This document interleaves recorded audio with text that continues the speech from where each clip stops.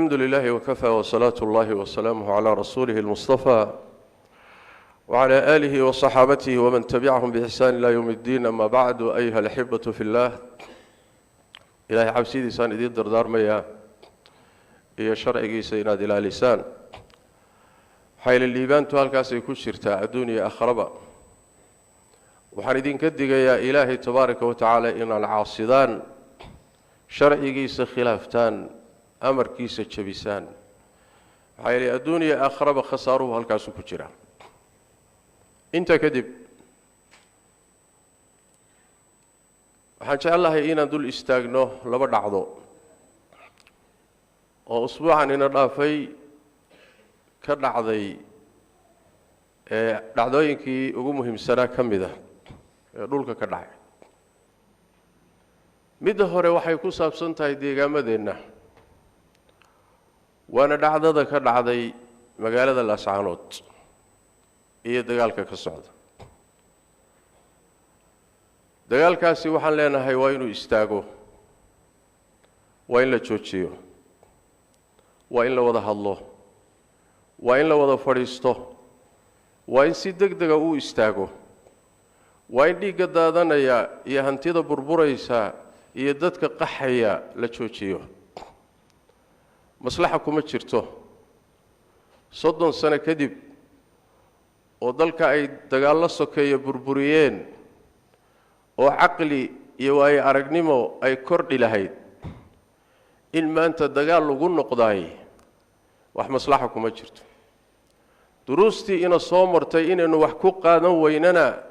waa caqli xumo inteeda leeg. dagaal wax ma dhalo, faa'iidana ma laha markuu dad muslimiina u dhaxeeyo. marka hore waa isu ka qurxinaya inaad faa'iido ku gaadhayso iska tusaya, shaytaan baa ku muujinaya, laakiin akhiiran marka ugu dambaysa ceeb iyo dhooba ayaa dhex fadhiisani, natiijana ka gaadhi maysid. midhaheedana waynu haynaa. iyadoo ay sidaa tahay oo waajib tahay in islaax iyo nabad dhulka lagu soo dabaalo, dagaaladuna istaagaan,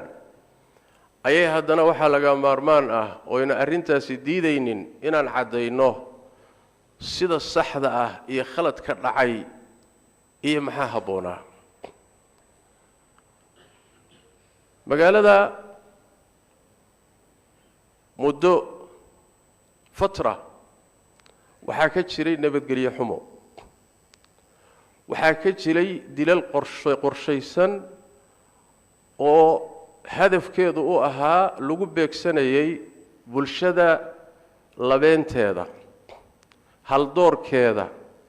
ganacsatadeeda, culimadeeda, odayaasheeda, waxgaradkeeda. ka duwan deegaamada kale ee xukuumadda Soomaaliland ay ka taliso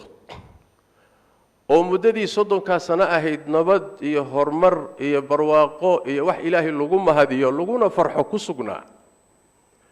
aad iyo aadna ay tahay in loo ilaaliyo loona hormariyo, iyadoo deegaamada kale Soomaalida intooda badan qaraxyo iyo nabadgelyo xumo iyo dhibaatooyin iyo muwaajahaad ka jireen.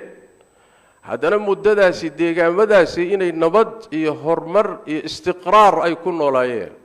waa wax lagu farxo, ayna tahay in la sii xoojiyo oo aan dhaawac loo geysan. laakiin waxaa ka duwanayd magaalada Laascaanood. dilalka dhacaya muddada soo socday, mas-uuliyaddeeda waxaa iska lahaa inay ama meel ku sheegto ama soo afjarto xukuumaddii meesha ka talinaysa. yaa samaynaya, yaa dadka laynaya, yaa dadka iqtiyaalaya. maxaa ka duway magaaladan magaalooyinka kale? waa su'aal isweydiin loo jawaab uga baahan xukuumadda. xukuumaddu waa ku fashilantay inay arrintaa iyo malafka iyo faylka inay xalliso. waana wax iska cad, cid walbana isweydiinayso, nin walba maxaa dhacay, see wax u jiraan. qodobkaasi waa qodob muhiim ah. qodobka labaad ee mudan in la tilmaamo wuxuu yahay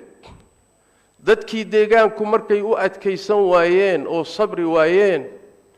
oo ka kacdoomeen oo mudaaharaad ka kiciyeen oo arrintii ka gadoodeen jawaabta la bixiyay ee xukuumaddu bixisay ma habboonayn inay noqoto dadka in xabad lagu rido la laayo ma ahayn jid kaloo wax lagu haliyaa la heli karay saxna ma ahayn dad aan hubaysnayn oo mudaaharaadaya oo qayliyaya oo xaq raadinaya in xabad la dhacay ninna garowsho ku heli maayo iyaduna sax ma ahayn mowqif sax ma ahayn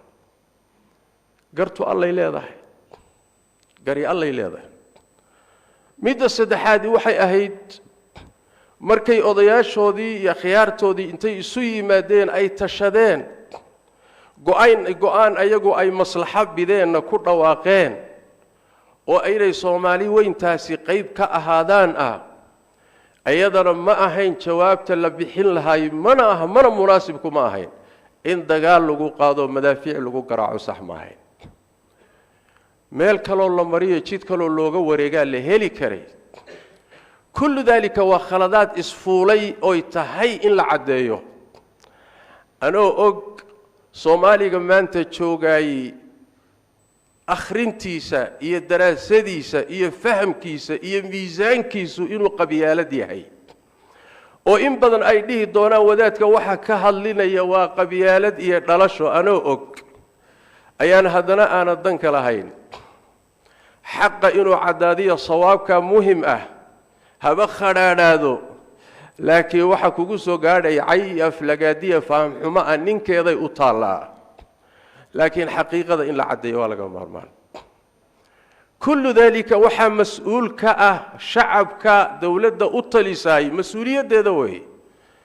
ayada laga rabaa shacabka amnigiisa inay ilaaliso iyada laga rabaa istiqraarka inay ka shaqeyso ayada laga rabaa wixii dib ku soo kordho dadka inay iyadu xalliso iyada laga rabaa mashaakishani intaynan isqalin inay wax ka qabato mas'uuliyad dawladeed waay waxaanina ma yimaadeen hadii ay hore wax loo xallin lahaa ayadoo taasi jirto ayaa haddana waxaan leeyahay xal ma aha dagaalku ninku faa'iidayana ma jiro waa in la joojiyo maslaxadana loo soo noqdo wada hadal loo soo laabto ummaddu wada fadhiisato dhiigga la daadinayo la joojiyo magaalooyinka la garaacayo la joojiyo dadka qaxaya la joojiyo dhibaatadan socota in ay istaagto way xataa haday labada dhinac midkood uu isgar siinayo ama gar leeyahay ma keenayso in muslimiinta dhiigooda la daadiyo bal sida fiicani wax way in maslaxa looga wareego waay